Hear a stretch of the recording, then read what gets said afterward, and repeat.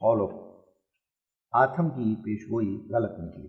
اقول لعنت اللہ علی الکاذبین، آتھم کی پیشگوئی شرطی تھی، اور شرط سے مصلحت الہی یہی تھی کہ تا آتھم اس سے فائدہ اٹھاوے اور نیز کچے لوگوں کا امتحان ہو جائے۔ سو آتھم نے دلی رجوع کر کے اور رجوع کے نشان دکھلا کر شرط سے فائدہ اٹھا لیا۔ قسم اور نالش سے اس نے انکار کیا۔ پھر الہام کے مطابق ہمارے آخری اشتہار سے 6 ماہ بعد مر گیا۔ اگر پیشگوئی جھوٹی نکلی تھی تو اب آتھم کہاں ہے؟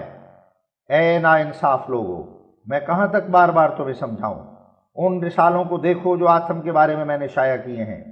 خدا نے آتھم کو اپنے الہام کے مطابق مار دیا، خدا نے آتھم کو خاک میں ملا دیا، اور تم کہتے ہو کہ پیشگوئی جھوٹی نکلی۔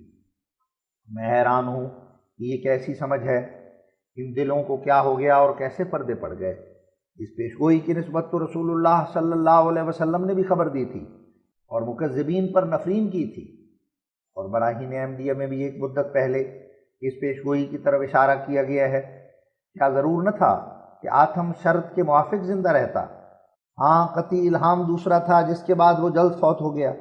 بہرحال خدا کا کام دیکھو، اس نے اپنی پیشگوئی کی عزت کے لیے آتھم کو نہ چھوڑا۔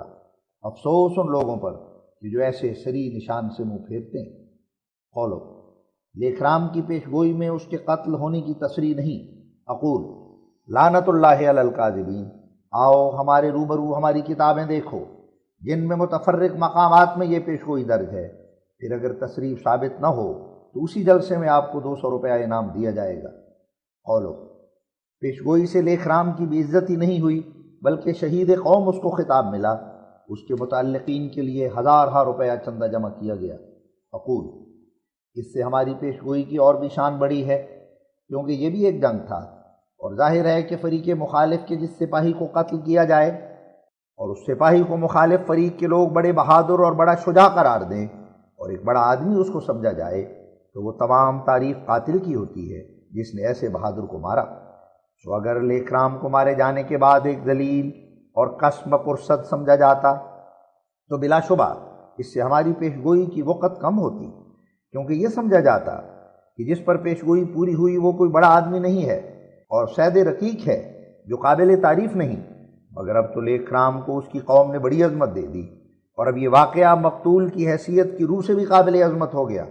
خود سوچ کر دیکھو کہ اگر ایک پیشگوئی ایک بادشاہ کی نسبت پوری ہو اور دوسری ایک بھنگن عورت کی نسبت، تو کون سی پیشگوئی جلد شہرت پاتی اور عظمت اور تعجب کی نظر سے دیکھی جاتی ہے؟ تو چونکہ لیکرام کو بڑا آدمی بنایا گیا ہے، اس لیے بخیال وجوہات بالا میں اس قدر خوش ہوں کہ اندازہ نہیں کر سکتا، اور میں جانتا ہوں کہ یہ کام خدا تعالیٰ نے کیا ہے اور ہندوؤں کے دلوں میں اس کی عظمت ڈال دی، تا ایک نامی آدمی کی نسبت پیشگوئی متصور ہو کر اس کا اثر بڑھ جائے اور صفحہ روزگار سے مٹ نہ سکے۔ اب جب تک عزت کے ساتھ لیکرام کو یاد کیا جائے گا تب تک یہ پیشگوئی بھی ہندوؤں کو یاد رہے گی۔ غرض لیکرام کو عزت کے ساتھ یاد کرنا پیشگوئی کی قدر و منزلت کو بڑھاتا ہے۔ اگر پیشگوئی کسی چوڑے چوار اور نہایت ذلیل انسان کی نسبت ہوتی تو کیا قدر ہوتی؟ میں پہلے اس خیال سے غمگین تھا کہ پیشگوئی تو پوری ہوئی، مگر ایک ایسے معمولی شخص کی نسبت کہ جو پشاور میں 7-8 روپے کا پولیس کے محکمے میں نوکر تھا، لیکن جب میں نے سنا کہ مرنے کے بعد اس کی بہت عزت کی گئی تو وہ میرا غم خوشی کے ساتھ بدل گیا، اور میں نے سمجھا کہ اب لوگ خیال کریں گے کہ ایسے معمولی آدمی پر میری دعاؤں کا حملہ نہیں ہوا بلکہ اس پر ہوا جس پر تمام قوم مل کر روئی، جس کے مرنے پر بڑا ماتم ہوا، جس کے مرثیے بنائے گئے، جس کی یادگار کے لیے بہت سا روپیہ اکٹھا کیا گیا۔ تو یہ خدا کا احسان ہے کہ اس طرح پر اس نے پیشگوئی کو عظمت دے دی۔ فالحمدللہ علی ذالک۔